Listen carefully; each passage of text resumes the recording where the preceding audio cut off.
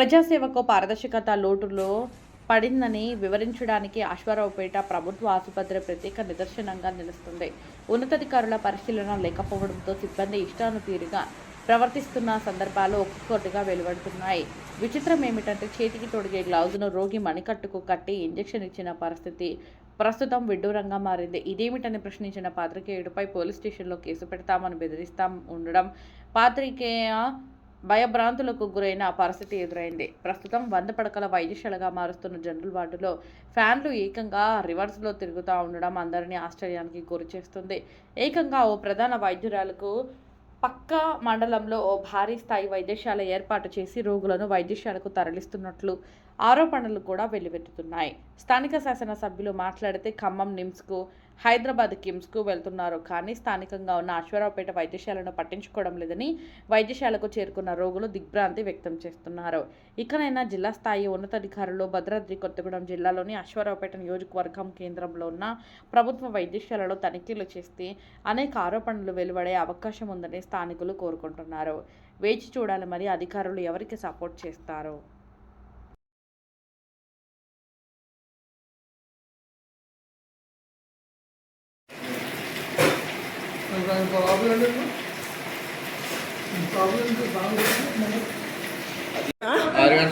నువ్వు ఎంతసేపు వెయిట్ చేద్దా? ఎవరైనా ఉన్నారు ఇక్కడ?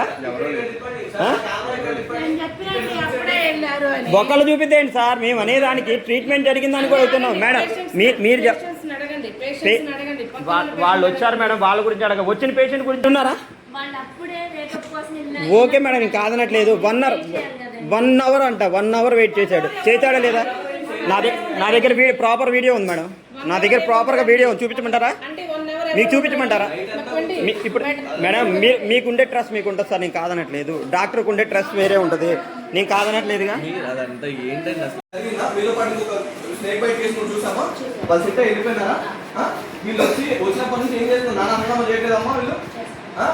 ఏం హంగామా చేద్దామంటే మేము హంగామా ఏం చేద్దాం మేడం? ఇప్పుడు మేము హంగామా చేద్దాం అంటున్నారుగా, మీరు చెప్పండి. మేము హంగామా చేద్దాం. ఇప్పుడు నేను హంగామా చేద్దాం అని చెప్పి మీరు అన్నారు. ఇప్పుడు ఇంటర్వ్యూ నేను చేశాను, నేను అడిగాను. నేనేమి హంగామా చేశాను? ట్రీట్మెంట్ ఎందుకు చేయట్లేదు? సీసీ కెమెరా ఎవరిని చేశాను సార్? ఎవరితో మాట్లాడాను? నేను మాట్లాడానా? ఎవరితో మాట్లాడానా? మీరు అడిగారు కాబట్టి మీరు సాక్ష్యం చెప్పారు. వాళ్ళు మీరు అడిగినప్పుడు నేను అడగడం తప్పలేదుగా. మీరు అడిగినప్పుడు ఇప్పుడు ఆ పేషెంట్ వచ్చినప్పుడు మీరు ఉన్నారా? ఎంతసేపు వెయిట్ చేశారు?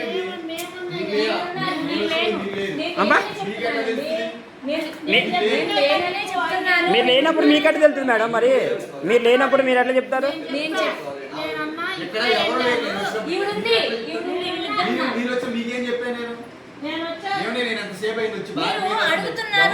అన్నారా లేదా మేడం? అన్నాడా? మాట అన్నాడు. వచ్చిండు, ఉన్నారమ్మా అంటే ఆ గదిలో ఉన్నారని చెప్పిన. ఎవరు? అదండి మరి ఇక్కడ జరిగేది వీడియో. సరే ఇప్పుడు నేను చేయలేదంటే మీరు చెప్పండి, కంప్లైంట్ ఇవ్వండి నా మీద. సరే నా మీదే ఉండి మీరు లేకుండా మీ తప్పులు కప్పుపుచ్చుకోవడానికి మీరు అలా చేయడం కరెక్ట్ కాదు కదా. మీరెవరు లేరు, మీరు వెళ్ళి నిద్రపోతున్నారు రూమ్లో. పేషెంట్ వచ్చి నేను వచ్చి పిలిచిన తర్వాత 10 నిమిషాలకు మీరు వచ్చారు. మీరు ఎక్కడికి వెళ్ళారంటే పడుదవుతున్నాను అన్నారు. మీరు బ్రష్ చేయలేదు, మీరు పడుదవుతున్నారు. లేకపోతే స్నానానికి వెళ్ళారు, మీరు పండుకొని ఇప్పుడు వచ్చారు. మీరు పండుకొని వచ్చారు సార్. నిద్ర కళ్ళతో నా దగ్గర వీడియో ఉంది సార్. మీరు నిద్ర కళ్ళతో వచ్చింది, నేను వీడియో తీసుకున్నాను. ఓకే ఓకే ఓకే మరి నేను విధులు కాటంగా కలిగి అన్నారుగా. సరే సార్, అదే మాట్లాడుతున్నాను.